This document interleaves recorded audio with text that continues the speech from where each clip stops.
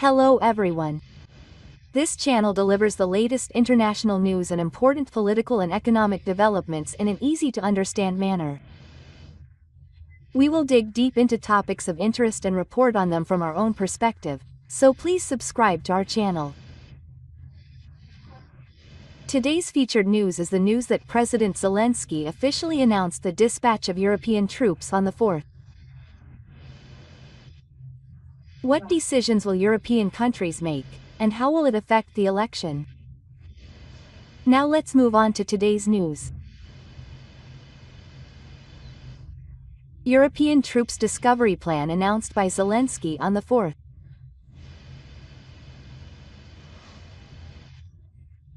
Ukrainian President Zelensky announced that he will hold a meeting with military representatives of several countries on the 4th regarding the plan for European countries to send troops to Ukraine after the peace agreement is established on April 1, 2025, following Russia's advance. At this meeting, full-scale discussions will be held on the content of the security guarantees proposed by Ukraine and the role of the dispatched troops. Zelensky believes that Russia and France are particularly likely to be the three major countries, and hopes that this meeting will be a stone of further cooperation between Ukraine and Europe. Regarding the dispatch of the troops after the peace agreement, while there is a strong transition on the Ukrainian side, there are mixed opinions within Europe. Specifically, some countries are in favor of sending troops to Ukraine to strengthen its military power and contribute to post-war stability, while other countries are reportedly cautious about the plan.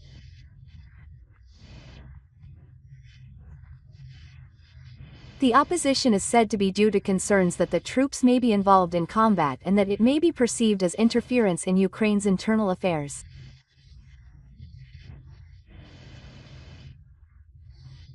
President Zelensky emphasized that the troops to be discovered will include units from the Army, Navy, and Air Force, and that the role of these units will be an important factor in further enhancing Ukraine's defense capabilities. In particular, the troops will contribute to the protection of important infrastructure and military facilities in Ukraine, which will lead to the strengthening of Ukraine's military power in the long term. Zelensky also expressed the view that strengthening Ukraine's defense capabilities will enable it to establish a stronger position against future threats from Russia. Furthermore, President Zelensky said that the dispatch of European troops is important as part of Ukraine's efforts to protect its sovereignty and gain support from the international community as it asks European countries for future cooperation. It is expected that this will allow Ukraine to receive the support it needs to peacefully recover and build a stable post-war society. The dispatch of the European contingent can also be seen as a strategic move for Ukraine to work more closely with Western countries and strengthen its position as a key player in international stability.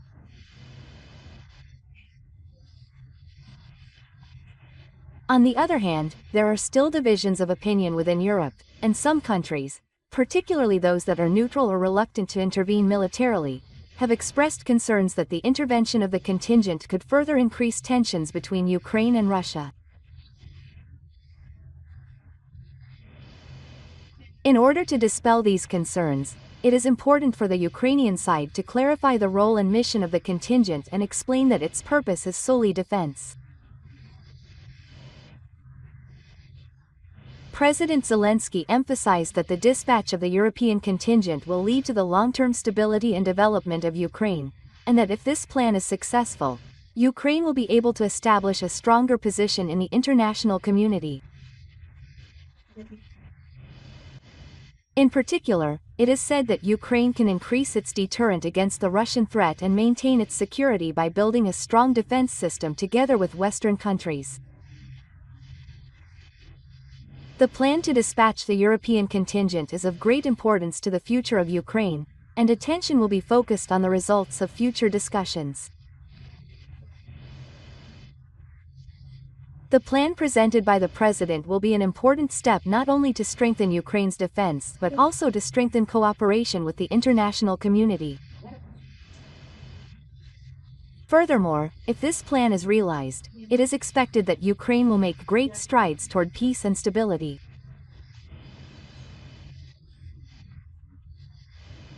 The meeting is scheduled for the 4th, and it is expected that the discussions there will deepen cooperation between Europe and Ukraine and reveal the key points for future peaceful reconstruction.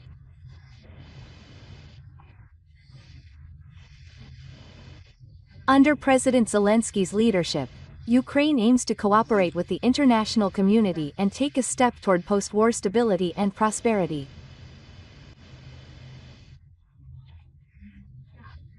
The ongoing war between Ukraine and Russia has entered its several years this year and is prolonged with no signs of resolution.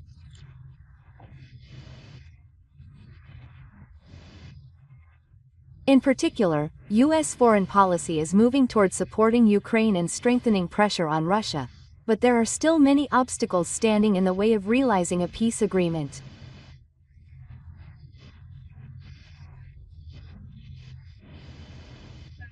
The Trump administration is said to be considering a new pressure strategy, as it is highly likely that a peace agreement will not be realized in the next few months.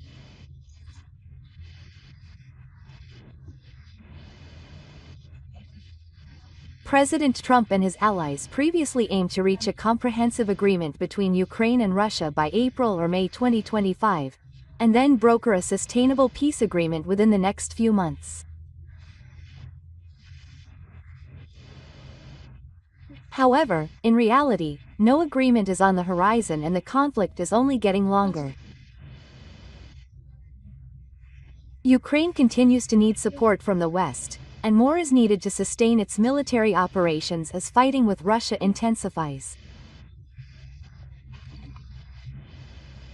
U.S. Secretary of State Rubio said in a meeting with his Baltic counterpart last week that a Ukraine peace agreement is not guaranteed, suggesting that the U.S. is still far from securing one.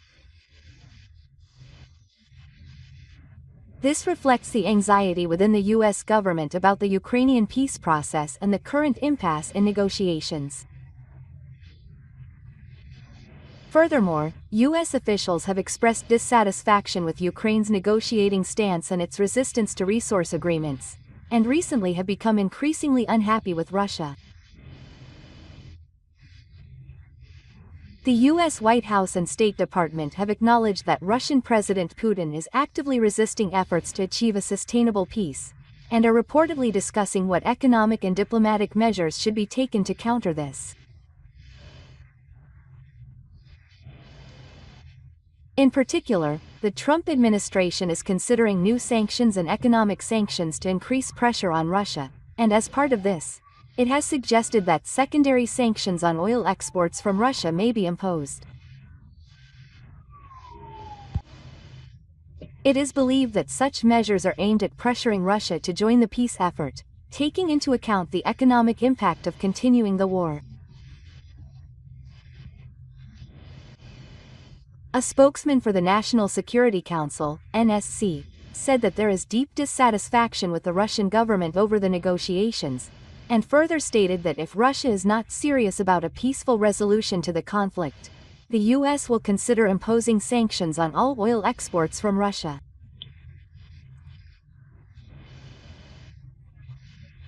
Such forceful measures are aimed at encouraging Russia to enter into peace negotiations, and could be a key factor in determining the future outcome. The U.S. government is also concerned about Ukrainian President Zelensky's desire to withdraw from the Critical Mineral Resources Agreement. U.S. officials have warned that if President Zelensky withdraws from the agreement, it could have a significant impact on Ukraine's economy. The Trump administration is considering amending the proposed mineral resource agreement to bring it in line with Ukraine's economic interests, and will strongly urge Zelensky to maintain the agreement.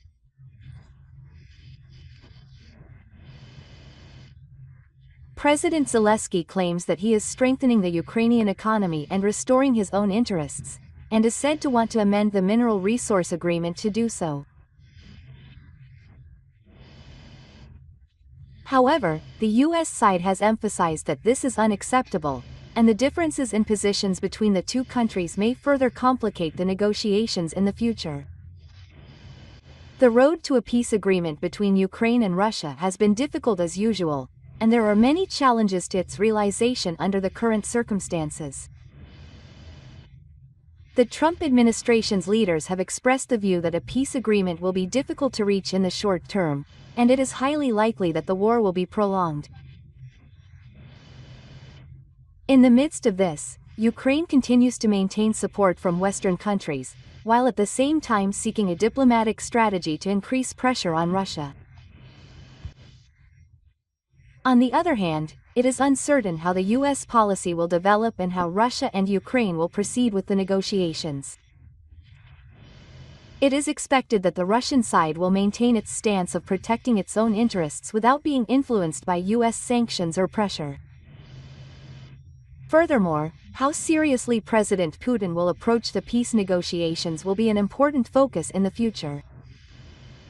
The Ukrainian conflict has developed into a scale that can be called an international diplomatic war, not just a military confrontation. The US and other Western countries are strengthening sanctions and diplomatic pressure on Russia, while urging the Ukrainian side to revise the agreement to take economic interests into consideration.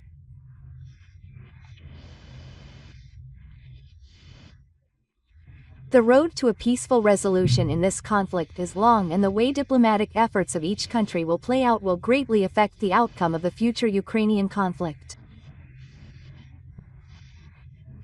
The true America behind the low-level negotiations of the Ukrainian war is no longer necessary.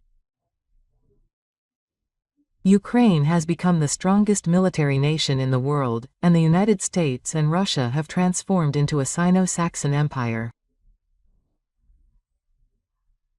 As mentioned in the previous article, the actions of President Lamp of Kazakhstan and President Chin of Sia in a telephone conversation were discussed by the three countries of the United States, Ukraine, and Russia at a hotel in Saudi Arabia on March 23, and a ceasefire was discussed in the National Assembly. However, the three countries did not hold discussions. The U.S. delegation and the Ukrainian delegation, and the U.S. delegation and the Russian delegation each held separate discussions. There have been no direct discussions between the Ukrainian delegation and the Russian delegation, which is the construction of the war. U.S. Secretary of State Rubio explained at a press conference that the U.S. delegation held two discussions with the Ukrainian delegation and one with the Russian delegation. Since all of Ukraine's personnel have been transferred to the United States, an agreement was reached between Veronica. It was an agreement favorable to Russia, including a free trial in the Knesset. What was decided there? Let's take a look at the White House's declaration of war and the act. The United States and Russia agreed to ensure a safe trial in the Knesset, to exclude gurus, and to prohibit the use of commercial ships for military purposes. This means that Russia's trade routes have been reopened. In response, Ukrainian President Zelensky said that it is good to have a public ban on the use of force, but that it will be a while before we can judge whether it is feasible. Kremlin also said that it will not issue a Knesset amendment until sanctions on Russian banks and producers and exporters involved in exports are lifted. In general, this refers to the return of Russian banks to the SWIFT International Banking Association, which handles international payments, and the lifting of service restrictions on Russian ships, which means that it is calling for the easing of sanctions on Russia. America will restore access to the world market for Russian agricultural products and fertilizers, reduce maritime insurance premiums, and support port access and strengthening the settlement system for commercial transactions. This is in response to the easing of sanctions against Russia, which is behind the Knesset. However, it cannot be relaxed by the judgment of the United States alone.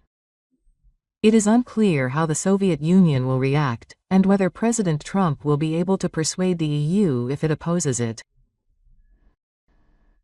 The inclusion of this wording is good news for President Vladimir Putin, but the question is how feasible it is. The United States and Russia have agreed to take measures to implement the agreement on the prohibition of attacks on Russian and Ukrainian energy facilities. The document states that the United States will continue to promote negotiations between the two sides to achieve a peaceful solution in line with the Riyadh Agreement in the first half of the year. However, the contents of the agreement are favorable to Russia. The quick war that President Trump is aiming for will ultimately put pressure on Russia and Ukraine. Ultimately, Ukraine's voice will be silenced. However, there can be no peace without Ukraine or the EU. President Trump and President Putin are aiming in that direction. President Vladimir Putin's final goal in the quick war is clear. It is the next step. Ukraine will never join the North Korean Treaty Organization. Ukraine has no right to self-determination. Ukraine has agreed to a quick agreement to internationally recognize the Crimean Peninsula, which is geologically central, and the area of eastern Ukraine as Russian territory. The Western Army, which monitors it, will not flow into Ukraine. Of course, Ukraine and the EU will never be accepted, and even if President Krank is the new Russia, everything will not be accepted.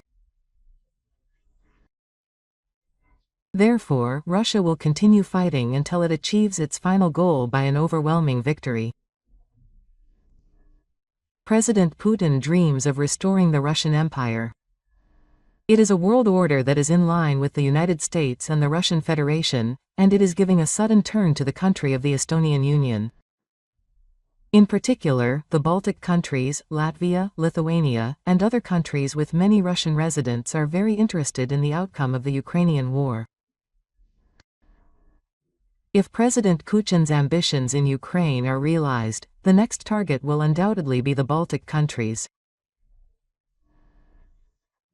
Russia advanced into Ukraine on the pretense that Ukrainian neo-Nazis are abusing Russian residents, but there are many Russian residents in the Baltic countries, and there is a concern that the same logic will be deployed. The Baltic and Baltic countries have broken away from the Tatar Treaty.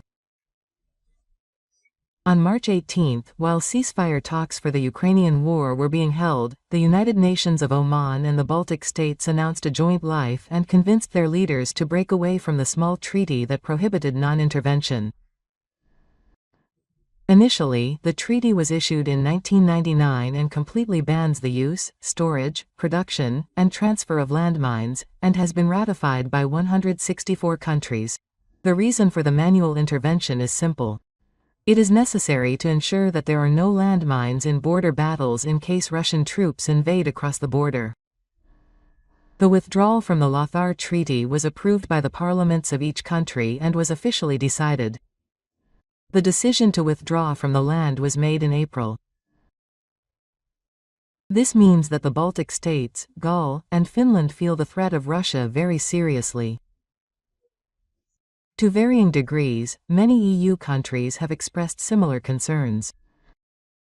Therefore, no matter how strong President Trump's proposal is, it will be difficult to push through peace negotiations while ignoring the concerns of the West and former Soviet Union. Ukraine has postponed the 2024 Ukrainian elections because it is at war.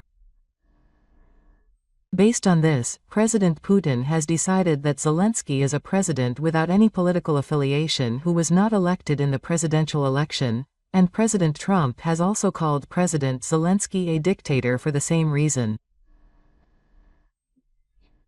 Considering that any hasty agreement cannot be made without the support of the people, unless the U.S. president's recognition is respected, the 9th NATO negotiations will not progress under President Zelensky. However, on February 25, Ukraine unanimously recognized President Zelensky's political party.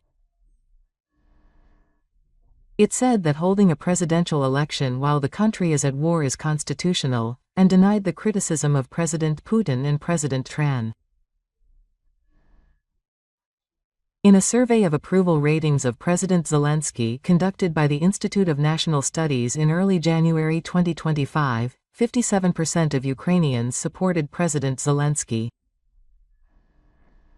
It also reported that the approval rating of President Zelensky rose by 8% after his appearance at the White House. The U.S. also conducted a survey on March 122.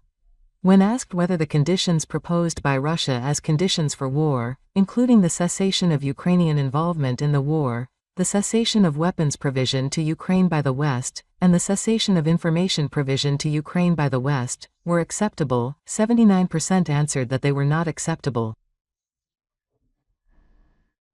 In a question about a fixed border without security for Ukraine, 62% answered that they were against it. On the other hand, 32% answered that there were reasons to accept it. Regarding joining the NATO party as a security measure, 58% answered that they were against it, and 32% answered that they were against it. About 80% of Ukrainians continue to fight in this way. More than 30% of Ukrainians agree that to some extent, but when asked what they should do if the United States stops its military offensive, 82% answered that they would continue to fight no matter what. Only 8% answered that they would be happy with Russia. Looking at it separately, 83% of people in the West answered that they should not be happy no matter what, even if the war is going on. For Ukrainians who have a history of being oppressed by Russia and the Soviet Union, happiness with Russia seems to be an unacceptable reality. Even if happiness is impossible for Russia, will they be able to continue fighting even if the military aid of the United States is no longer available? The image of the Ukrainian war is Kamaki with his true feet ripped open and challenging the Ukrainians to a fight. It is exactly the acts of Kamaki's master.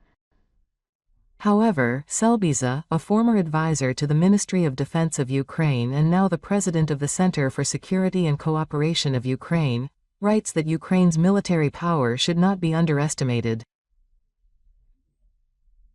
The Council, March 25, in Ershing a talk.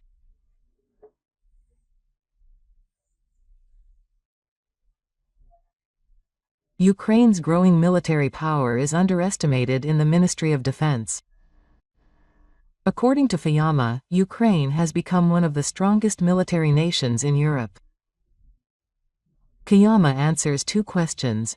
Will Ukraine survive without the U.S. military, and will European countries be able to fill the gap if the U.S. stops its military offensive? Ukraine now has the strongest military and knowledge in Europe. Currently, there are about 1 million armed people in Ukraine. The Ukrainian army is the largest in Europe. The second largest is the French army with 200,000.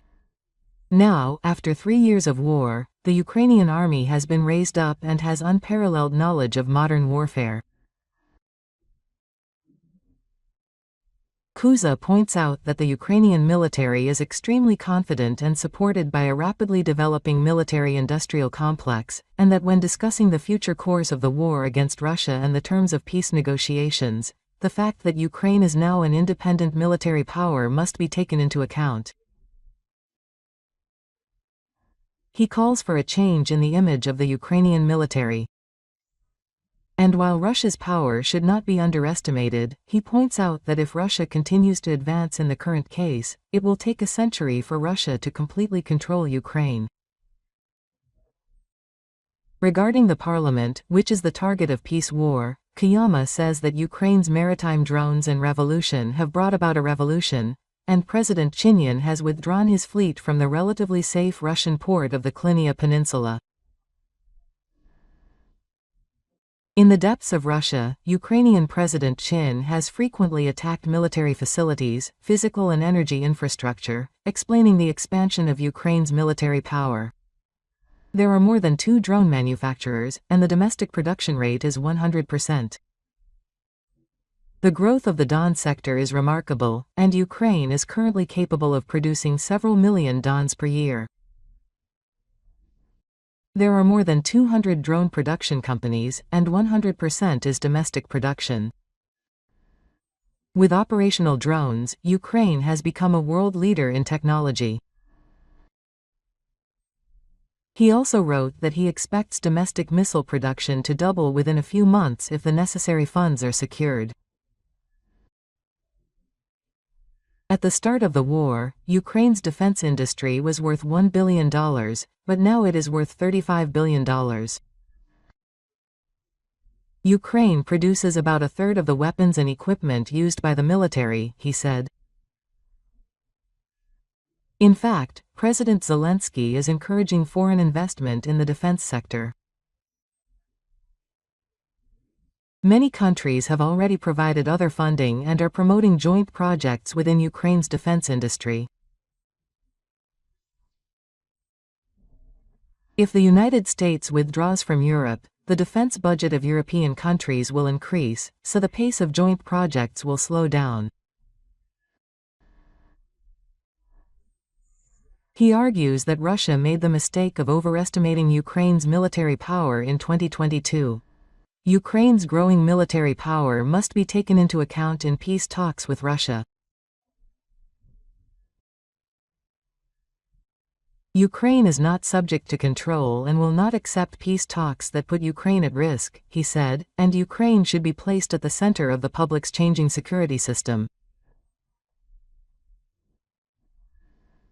This is probably an attempt to make the military superpower Ukraine the main axis of a nuclear war without the United States.